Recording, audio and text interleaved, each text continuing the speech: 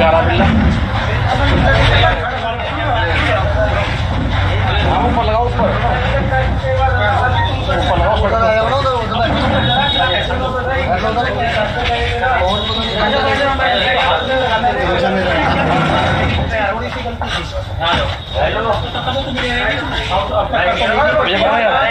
जी आप भी आओ ना, अरविंद कुर्सी और गिरवा दें ऐसे।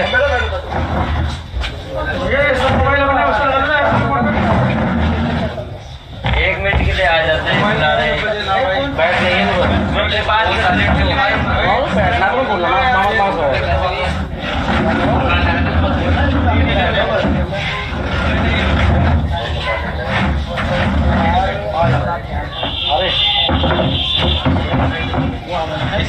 अरे भाई से पीछे मोड़ दो सिर पर, कमला पीछे बढ़ा छोड़ दो भैया, और जो इधर वाला अरविंद इधर इस कोने में आ जाएंगे ना, जो इधर खड़े हैं ना उधर, और तुम ना अपने से लाइव मत चलाना, लाइव वैसी वीडियो में बात ना आ रहे तो ये सब इधर आ जाओ, इधर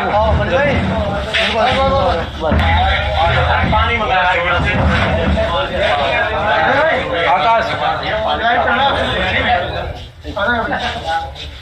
तो हम लोग यूपी गेट से एक यात्रा निकालेंगे जो देश के प्रधानमंत्री माननीय नरेंद्र मोदी जी के घर पे जाकर के सवाल पूछने का काम करेगी।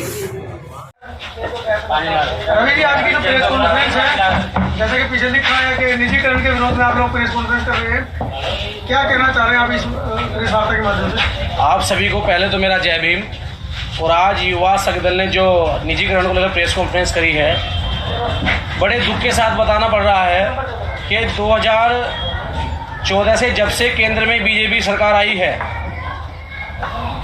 SC ST OBC माइनॉरिटी पे जुल्म जाती तो हो रही है, उसके साथ साथ निजीकरण के माध्यम से इस देश की 85% आबादी को गुलाम बनाने का काम किया जा रहा है। बड़े धरने प्रदर्शन चले, लेकिन ये गूंगी बहरी सरकार के कान पे जूं तक नहीं रह गई। तो युवा शक्ति दल जो आज कॉन्फ्रेंस कर रहा है, अगर सरकार ने कोई ठोस डिसीजन नहीं लिया तो हम लोग यूपी गेट से एक यात्रा निकालेंगे जो देश के प्रधानमंत्री माननीय नरेंद्र मोदी जी के घर पे जाकर के सवाल पूछने का काम करेगी। एयरलाइंस बेच दिया, BSNL रोड पे है, LIC रोड पर है, यहाँ तक कि स्कूलों को भी निजीकरण के श्रेणी में लाने के पूरे प्रयास में है। पुलिस को भी ये जो है 50% जो है निजीकरण में लाने के फिराक में है, और उसके भारतीय रेल को, जिससे भारत की पहचान पूरे दुनिया में होती है, वो रेल से होती है। बहुत बड़ा बजट हजारों करोड़ रुपया हर साल रेल विभाग केंद्र सरकार को देता है, लेकिन जब से ये केंद्र सरकार आई है, चाहे वो एयरलाइंस रहा हो, LIC रहा हो, BSNL रहा हो, रेल रही हो, जितनी भी सरकारी संस्थाएं हैं, चाहे भारत पेट्रोलियम हो, उन सबको ये दिखाने का प्रयास कर रहे हैं कि ये घाटे में जा रही है। और इन सभी सरकारी संस्थाओं में सबसे ज़्यादा हमारा SC ST OBC माइनॉरिटी के लोग काम करते हैं। अगर इनका निजीकरण हो जाता है तो देश में भुखमरी आ जाएगी। उसके साथ साथ मैं एक सवाल पूछना चाहता हूँ, जो लोग इन्हें खरीद रहे हैं वो नरेंद्र मोदी जी के प्रदेश से आते हैं। कहने पर तो वो हमारा प्रदेश है, हमारे देश का अंग है, लेकिन जिस तरीके से 2014 से एक प्रदेश को मालामाल किया जा रहा है, अडानी गुजरात से, अंबानी गुजरात से, डालमिया गुजरात से, मोदी गुजरात से, अमित शाह गुजरात से, तमाम ऐसे उद्योगपति और देश के मुख्य जो पदों पर, संवैधानिक पदों पर बैठे हैं, वो गुजरात से हैं। जब रेल, भारत पेट्रोलियम, एयरलाइंस, तमाम वो संस्थाएं अगर घाटे में जा रही हैं, तो इनके पास कौन सी जादू छड़ी है जो उद्योगपति इनको खरीद रहे हैं कि वो मुनाफा कमाने का काम करेंगे। लाल किले को 5,000 करोड़ हर साल का टिकट लगाया गया, डालमिया को दे दिया गया, तो डालमिया के पास ऐसी कौन सी जादू छड़ी है जो वो उसे मुनाफा दिखाने का काम करेंगे। यानी कि कुल मिलाकर के बीजेपी सरकार चुनाव में लाभ लेने के लिए बड़े बड़े उद्योगपतियों को लगातार ठेके पे दी जा रही है, निजीकरण करती जा रही है, और जनता गुमराह है। मेरा आप सबसे ये सवाल है कि अगर ये चीज़ें निजीकरण हो गई तो फिर सरकार कहाँ बची, फिर सरकार कहाँ बची। इसके हिसाब से तो जो सुप्रीम कोर्ट है उनका भी निजीकरण कर देंगे। इस हिसाब से तो ये है जो हमारे जज बैठे हैं उनका भी निजीकरण हो जाएगा। जैसे उन्होंने कहा कि पुलिस का भी निजीकरण 50% होना चाहिए। तो जो साहूकार हैं जो लठैत हैं वो मनमानी पुलिस से काम करवाएंगे और निर्णय अपने पक्ष में लेना काम करेंगे। इसी तरीके से जुडिशरी को भी ये निजीकरण करने का पूरा प्रयास करेंगे। अगर जो सैलरी आज सरकारी ग्रेड के हिसाब से 4th क्लास की 21,000 है, 25,000 है, अगर निजीकरण हो जाता है तो वो जो बड़े बड़े उद्योगपति धन्ना सेठ हैं वो मनमानी सैलरी देने का काम करेंगे। जो आज घंटे हमें सरकारी नौकरी में 8 घंटे में 25,000, 30,000, 40,000 सैलरी मिलती है, और जब वो निजीकरण हो जाएगा तो वो 15,000, 12,000 देंगे। जो हम 8 घंटे काम करते हैं वही हमसे 12 घंटे 16 घंटे काम कराएंगे।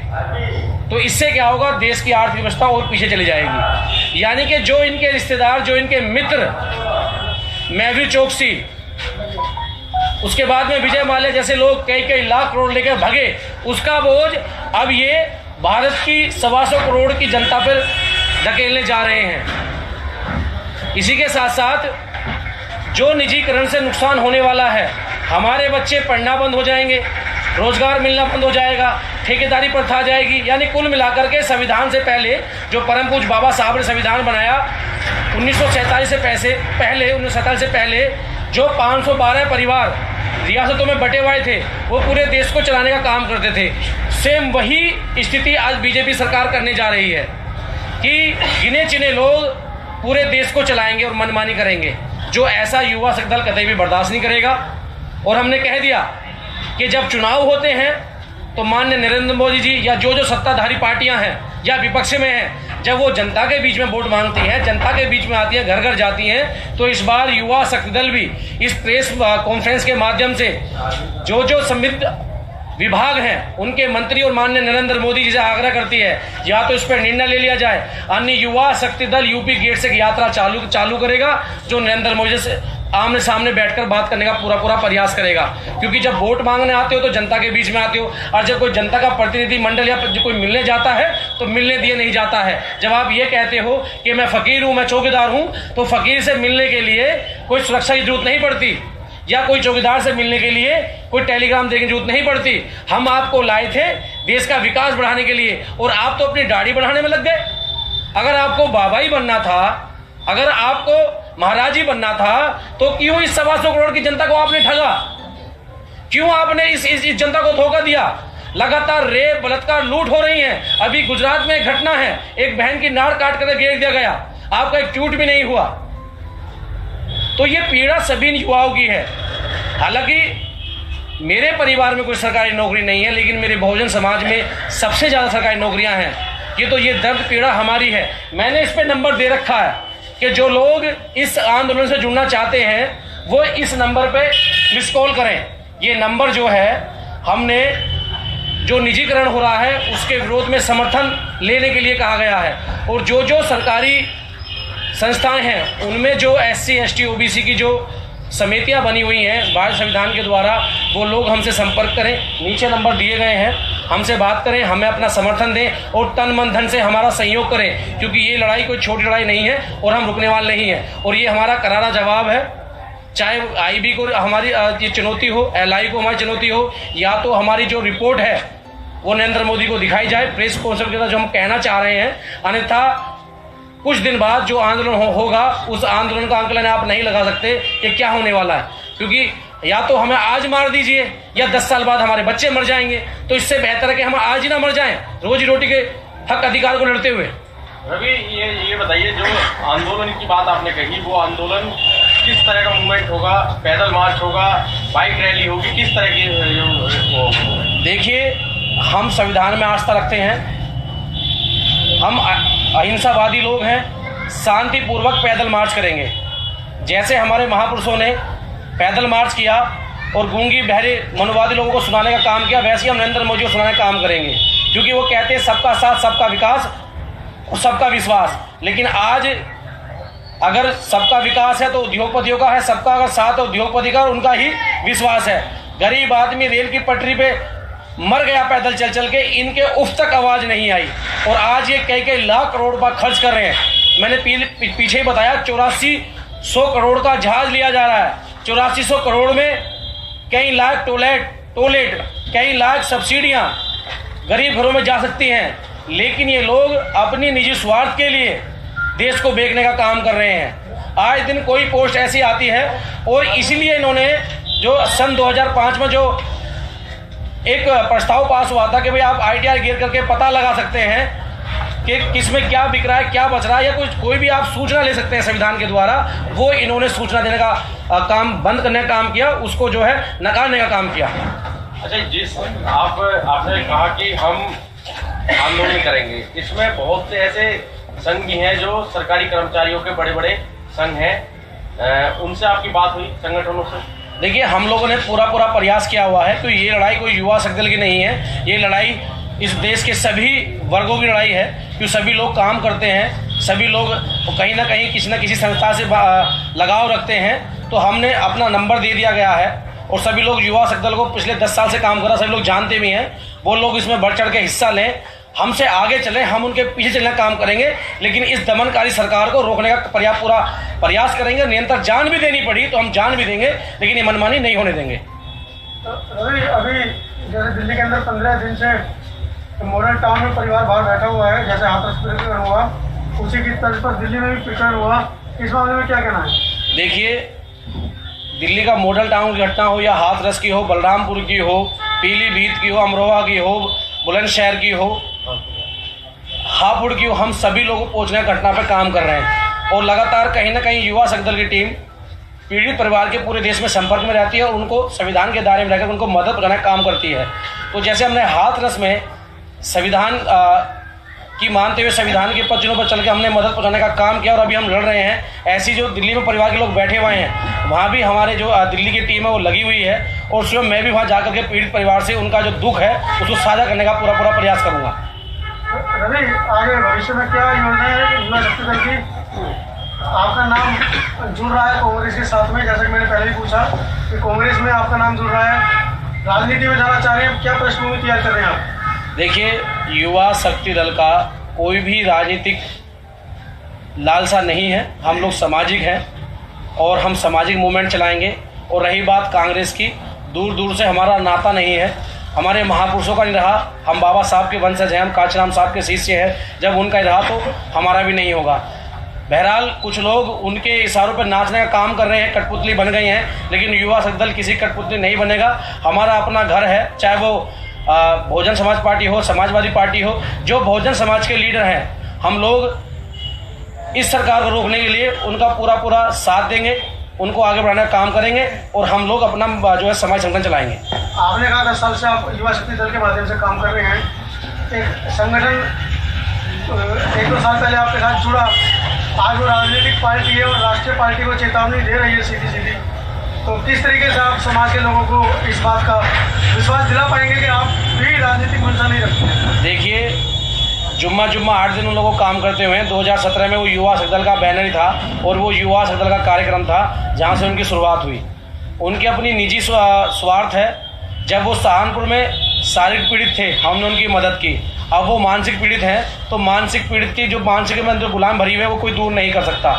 और रही बात पार्टी बनाने की, वो अपनी पार्टी बनाकर अपना घर परिवार चला सकते हैं, अपने घर की रोजी रोटी चला सकते हैं, समाज को कोई नई दिशा या नई चेतना नहीं दे सकते। और रही बात कि वो जो बड़ी बड़ी पार्टियों को चुनौती दे रहे हैं, वो किसी पार्टी को चुनौती नहीं दे रहे हैं। माननीय कांचीराम साहब, बाबा साहब के जो प्रतिद्वंदी थे, चाहे वो बीजेपी कांग्रेस थी, उनके हाथों खेल करके वो माननीय कांचीराम साहब, बाबा साहब को मूवमेंट को खत्म करने का प्रयास कर रहे हैं। लेकिन आप यहाँ देख सकते हैं हजारों सैकड़ों की संख्या में युवा दल के पदाधिकारी, और हजारों संख्या में अभी हमने जो है प्रसाद वितरण किया। एक एक कार्यकर्ता अपने खून की बूंद से बहुजन समाज के मूवमेंट को सींचेगा। हम मर जाएंगे, मिट जाएंगे, लेकिन जब तक हम में आखिरी सांस है, हम बहुजन मूवमेंट, माननीय कांचीराम साहब के मूवमेंट को पीछे हटने नहीं देंगे।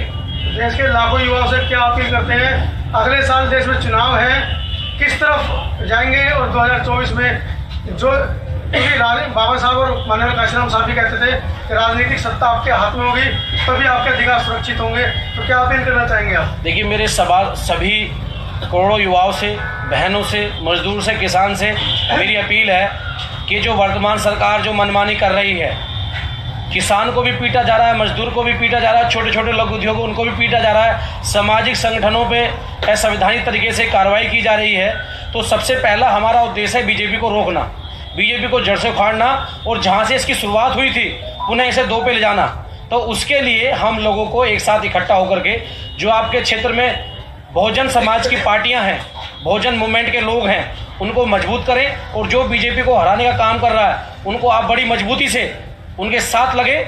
उसी के साथ साथ उनके साथ ये भी देखें कि जो आपके आंसू पूछने आते हैं, आपके सुख दुख में आते हैं, उनके साथ लगें और इस मनोवादी सरकार को उखाड़ने का काम करें। चलते चलते कोई अपील आप युवा शक्ति दल के लिए बहुजन समाज से, भारतीय जो बहुजन लोग हैं जो लगातार सामाजिक और आर्थिक सहायता करते हैं अपने संगठनों को, कोई करना चाहते हैं इस मीडिया के माध्यम से? देखिए, मेरा बहुजन मीडिया से मेरा यही समर्थन है कि हमें मैनेज मीडिया नहीं दिखाती, क्योंकि काशीराम साहब ने भी कहा था कि जब काशीराम साहब ने कहा कि जब को आपको नेशनल मीडिया दिखाने लगे तो समझ लो आप बिक गए। तो हमारा विश्वास बहुजन मीडिया पे है और मेरी आग्रह है कि ये जो हमने नंबर बनाया है 9582700734, इस पर आप मिस कॉल मारें और युवा शक्ति दल के निजीकरण के विरोध में अपनी उपस्थिति दर्ज कराएं। उसके बाद नीचे नंबर है 9582700798, इससे आप समर्थन से अपना योगदान दें। और कहीं भी पूरे भारत में किसी को कोई परेशानी होती है, बहुजन समाज के लोगों को या कोई भी पीड़ित है, वो सब युवा शक्ति से संपर्क करें। उनका निरंतर जो है उनकी मदद की जाएगी, उन्हें सहायता पहुंचाई जाएगी और युवा शक्ति दल में जुड़ करके बहुजन मूवमेंट को बचाने का काम करें। उसके साथ में प्रदेश अध्यक्ष डॉक्टर साहब कालू सिंह से इनसे भी कहूँगा 2 शब्द रखें। पत्रकार बंधुओं, जैसा कि निजीकरण के विरोध में युवा शक्ति दल प्रेस कॉन्फ्रेंस कर रही है, इसका निजीकरण को आप देखिए, हम किसान लोग हैं, जैसे हमारी खेती होती है, खेती में हमारे में चूहे लग जाते हैं और चूहे खेती को काट कर डाल देते हैं। इसी तरीके से ये बीजेपी सरकार निजीकरण के नाम को लेकर जो धन्ना सेठ लोग हैं, जो साहूकारी प्रथा देश के आज़ाद होने से पहले थी, वही साहूकारी प्रथा ये दोबारा हम पर थोपनी चाहते हैं। क्योंकि निजीकरण होने के बाद जो लोग हमारे लगे हुए हैं वो सब लोग बेघर हो जाएंगे। आगे जो नौकरियां इन लोगों को देनी है वो नौकरियां भी ये नहीं दे रहे हैं। ये क्या करते हैं कि लोगों के फार्म भरवा लेते हैं, उसके बाद फिर नियुक्तियां रद्द कर देते हैं। और अभी देश में जो हालात हैं वो हमसे बेहतर आप लोग जानते हैं। देश के हालात देख लीजिए आप, निजीकरण कर दिया इन्होंने, महानगर का निजीकरण कर दिया, टेलीकॉम का निजीकरण कर दिया, एयर इंडिया का निजीकरण कर दिया। अब ये जो स्कूल हैं, जो हमारे शिक्षा के मंदिर हैं, जिनमें हमारे बच्चे, गरीब घरों के बच्चे पढ़ने के लिए जाते हैं, उन स्कूलों का भी ये निजीकरण करने जा रहे हैं। युवा शक्ति दल निजीकरण के विरोध में एक बहुत बड़ा आंदोलन करने जा रही है। इसमें आप लोगों से अपील है कि आप युवा शक्ति दल के साथ जुड़कर हमारे कंधे से कंधा मिलाकर हमारे हाथ मजबूत करें। हम इसके विरोध में पूर्ण झकझोर देने वाली घटना जो कर रहे हैं ये निजीकरण के विरोध में, हम इसको पूर्ण रूप से दिल्ली में चक्का जाम कर देंगे। सार्वजनिक तरीके से रोड पर चलने का हमें अधिकार है। हम पैदल चलेंगे, नरेंद्र मोदी जी से सवाल पूछेंगे, क्योंकि आप इस देश के प्रधानमंत्री हैं। आपने कहा था कि मैं चौकीदार हूँ। ये कैसे चौकीदार हैं? जो लोग इस देश के जो गरीब लोग हैं उनके पेट पर लात मारी जा रही है। अडानी, अंबानी, नीरव मोदी, ये सब इनको मजबूत किया जा रहा है। इसलिए हम आप लोगों से आग्रह करते हैं कि युवा शक्ति दल का साथ दें और हम इस निजीकरण के विरोध में बहुत मजबूती से आवाज़ उठाने का काम कर रहे हैं। तो साथियों, निजीकरण की आवाज़ लगातार उठ रही थी, लेकिन जैसे पूरे देश में चाहे वो दलितों की घटना हो, ओबीसी समाज की घटना हो, माइनॉरिटी की घटना हो, उसको लेकर ये डिवाइड करने का काम कर रहे हैं। 1-2 महीने से लगातार इन्होंने सुशांत को चलाया, फिर कंगना को चलाया। हाथरस की घटना दर्दनाक थी, हम लोगों ने काम किया। तो जो घटना घट रही हैं, कुछ जानबूझ करके जो इनके शरारती किस्म के लोग जो इनके संगठनों में, इनकी पार्टियों में काम करते हैं, वो जगह जगह का घटवा करके इस निजीकरण के मुद्दे से भटकाने का काम कर रहे हैं। हम वो लड़ाई भी लड़ेंगे अपने बहन बेटी के मान सम्मान की, और हमें ये भी लड़नी है। अगर हम निजीकरण की लड़ाई नहीं लड़ सके तो वो दिन दूर नहीं है कि हम लोगों को बंधवा मजदूरी करनी पड़ेगी, और बंधवा मजदूरी पर हमें लोगों को मजबूर करेंगे। उसी के साथ साथ जितने इस देश में विधायक, सांसद, मंत्री हैं, किसी का भी बेटा नौकरी नहीं कर रहा है, सब लोग इनके बड़े बड़े ठेकेदार, बड़े बड़े बिजनेसमैन बन गए हैं। तो वो आपकी लड़ाई लड़ने के लिए कभी नहीं आएंगे, चाहे आपके क्षेत्र के प्रतिनिधि क्यों ना हो। आप देख लीजिए, जिला गौतम बुद्ध में डॉक्टर महेश शर्मा, एक भी बच्चा उसका नौकरी नहीं कर रहा है। जब से मंत्री बना है, लगातार 50 हॉस्पिटल पूरे देश में खोल दिए हैं। तो उन्होंने तो अपने रोजगार सेट कर लिए हैं, उन्हें फर्क नहीं पड़ने वाला। और वो पहले से भी धन्ना सेठ हैं, आज़ादी से पहले भी। तो हम लोगों को गरीब, मजदूर, किसान, नौजवान की आवाज़ को उठाना है। मैं उन नौजवान साथियों से पूछ रहा हूं जो 5-5, 10-10 लाख रुपए खर्च करके आईटी की डिग्री लेते हैं, बीएड करते हैं, एमए करते हैं, सॉफ्टवेयर इंजीनियर बनते हैं। जब नौकरियां ही खत्म हो जाएंगी तो आप लोगों की डिग्री का क्या फायदा रहेगा? तो मेरा आह्वान है इस देश के उस यूथ से जो पढ़ा लिखा, चाहे वो जेएनयू का है, चाहे वो डीयू का है, चाहे वो इलाहाबाद यूनिवर्सिटी का है, सीशन यूनिवर्सिटी का, कहीं का भी देश का अगर वो यूथ है तो वो हमसे संपर्क करे, हमारे इस नंबर पे मिस कॉल मारे। ये आवाज़ आपके लिए है। जो बेचारा मजदूरी कर रहा है वो तो मजदूरी कर ही रहा है, लेकिन जो नौजवान साथी आज पढ़ पढ़ के लाखों रुपए की इन प्राइवेट यूनिवर्सिटियों से डिग्री ले रहा है, वो कैसे हम लोग नौकरियां ले पाएंगे? तो ये सवाल आपके फ्यूचर का है, ये लड़ाई आपके फ्यूचर की है। आपको कैसे बचना होगा इन लोगों से? ये लोग आपके बीच में नहीं आने वाले। तो हम लोग जल्दी ही, अगर सरकार हमारी इस कॉन्फ्रेंस के बाद निजीकरण पे कोई ठोस